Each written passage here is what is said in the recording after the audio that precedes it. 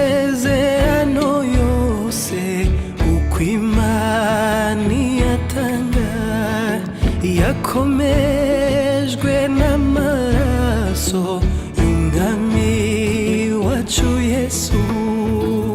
Isi n'ibizabaho n'ijuru rikabaho, uwizera azabona ayo masezerano. Jya ukora nk'Aburahamu, ubura amaso yawe bari inyenyeri, wizere amasezerano ye. Isi n'ibizabaho n'ijuru rikabaho, uwizera azabona ayo masezerano.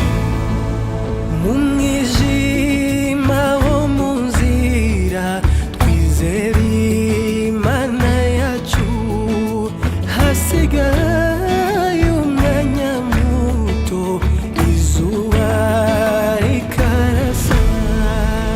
Isi n'ibizabaho n'ijuru rikabaho,